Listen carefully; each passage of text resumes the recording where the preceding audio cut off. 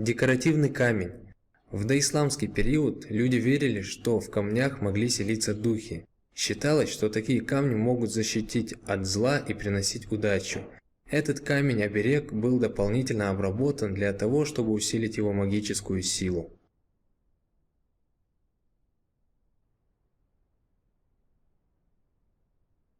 Зуб южного мамонта. Коренной зуб южного мамонта найден в селении Ачалуки.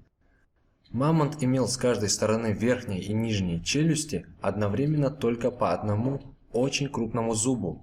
Они были хорошо приспособлены для перетирания грубого растительного корма.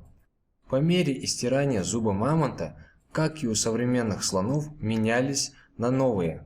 Такая смена могла проходить до 6 раз за время жизни.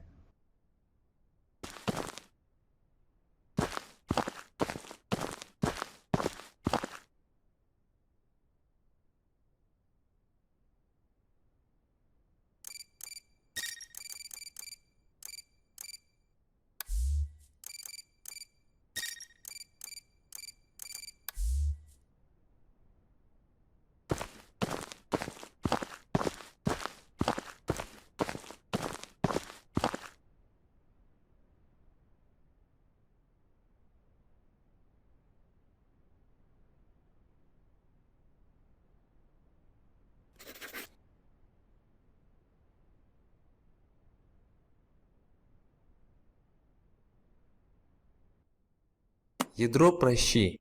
Праща, как меткое и дальнобойное орудие, использовалось предками ингушей еще со скифских времен. При раскопках было обнаружено множество каменных и обожженных керамических шаров, служивших для метания из пращи. Меткий пращник мог поразить врага на расстоянии до 200 метров. Благодаря простоте устройства и дешевизне боеприпасов праща использовался ингушами вплоть до 19 века.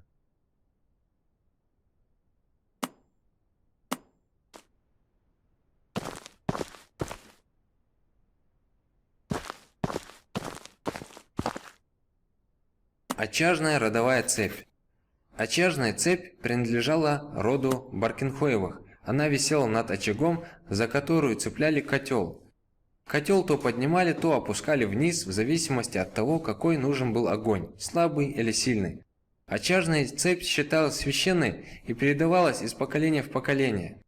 Вблизи нее не должна была пролиться кровь, нельзя было произносить дурных слов. Даже кровную месть не совершали вблизи очага.